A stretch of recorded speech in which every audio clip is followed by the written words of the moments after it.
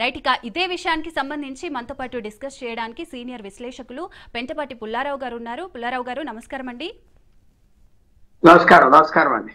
పుల్లారావు గారు చెప్పండి, మాజీ సిఐఏ అధికారి జాన్ కిరియాకో పాకిస్తాన్కి సంబంధించి భారతదేశానికి సంబంధించి కీలక వ్యాఖ్యలు అయితే చేశారు.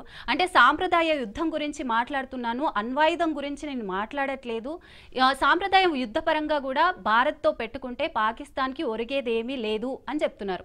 సో దాన్ని మీరేమంటారు? ఆయన మాటలు మనం నమ్మొచ్చు అంటారా? ఏం చెప్తారు?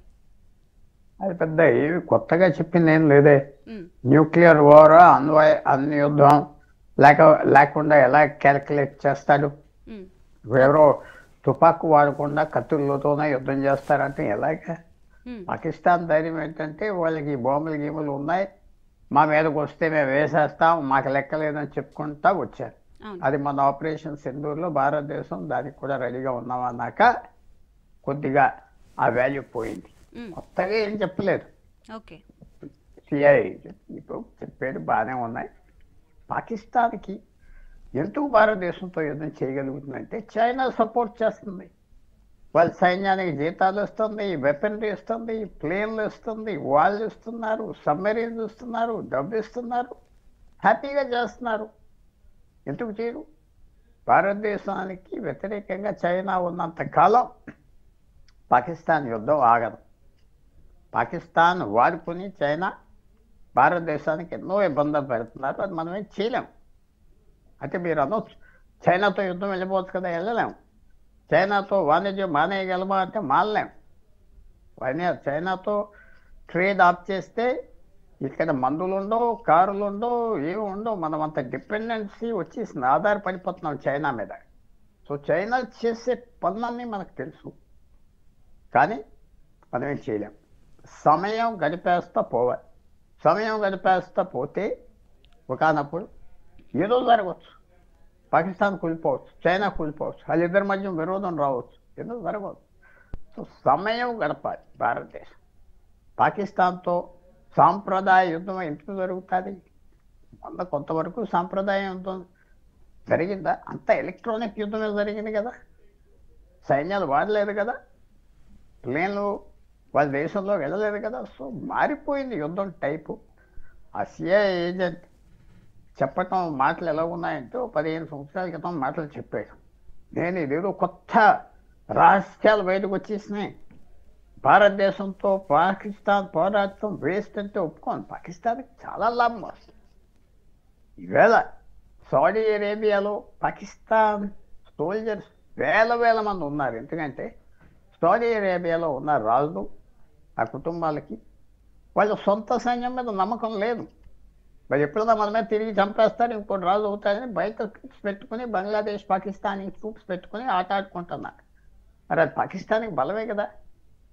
మరి సైన్యం ఉన్నదని చెప్పుకుని సైన్యం కిరాయికి ఇస్తున్నారు కదా, సౌదీ అరేబియాకి ఇస్తున్నారు, అలాగే చైనాకి ఇస్తున్నారు. సో ఈ ఆర్గ్యుమెంట్ మీరు తీసుకొచ్చింది ఓ సిఐ ఏజెంట్ చెప్పాడు, ఇది చాలా పెద్ద రెవల్యూషన్ అంటే అసలు ఏ కాదు. కానీ చెప్పడంలో తప్పు లేదు. ఎవరు చెప్పాడు? మీడియాలో వచ్చింది. పాకిస్తానీస్ కూడా చదువుతారు ఏమనంటే మనతో యుద్ధం వేస్ట్ అని.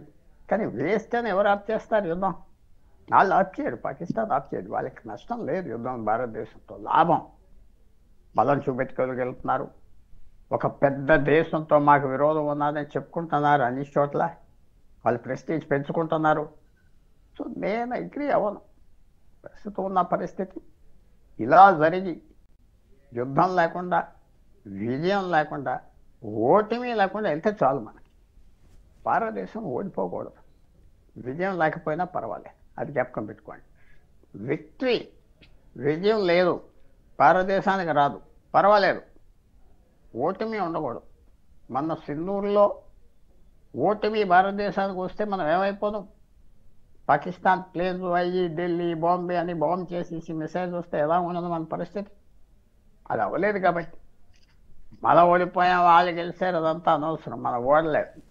పాకిస్తాన్ భారతదేశం యుద్ధంతో చైనా భారతదేశం యుద్ధం ఉంటే భారతదేశం గెలవక్కర్లేదు, ఓడకుండా ఉంటే చాలు, మనం గెలిచినట్టు లెక్క.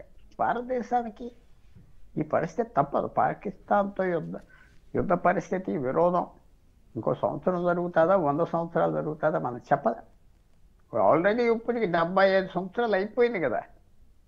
77 సంవత్సరాలు యుద్ధం అవ్వింది కదా పాకిస్తాన్తో. స్వతంత్రం వచ్చిన రాత్రి ఆగస్ట్ 15, 1947 నుంచి స్టార్ట్ చేశారు కదా. తగ్గే పరిస్థితి లేదు. ప్రజలు కూడా ఇక్కడ ఏదో తగ్గిపోతుంది మాట్లాడితే అనుకోవటం కరెక్ట్ కాదు. భారతదేశంలో కాశ్మీర్లో ఉన్న వాళ్ళకి, ఉత్తర సరిహద్దుల్లో ఉన్న వాళ్ళకి తెలుసు యుద్ధం ఎప్పుడైనా రావచ్చు చైనాతో, పాకిస్తాన్తో. కానీ ఎక్కడో ఆంధ్రాలో, తెలంగాణలో, కన్యాకుమారిలో ఉన్న వాళ్ళకి తెలియదు కదా. వాళ్ళు తెలుసుకోవాలి. యుద్ధం ఇంకా 50 సంవత్సరాలు ఉంటుందా, 100 సంవత్సరాలు ఉంటుందా మనం చెప్పలేం. యుద్ధ పరిస్థితి కంటిన్యూ అవుతుంది. పాకిస్తాన్ నలిగిపోతుందా, అనుకోకుండా ఇబ్బందుల్లో వచ్చేస్తుందా. మొన్న ఒక నెల రోజులు బట్టి ఆఫ్ఘనిస్తాన్తో అనుకోని విరోధం పాకిస్తాన్కి వచ్చింది.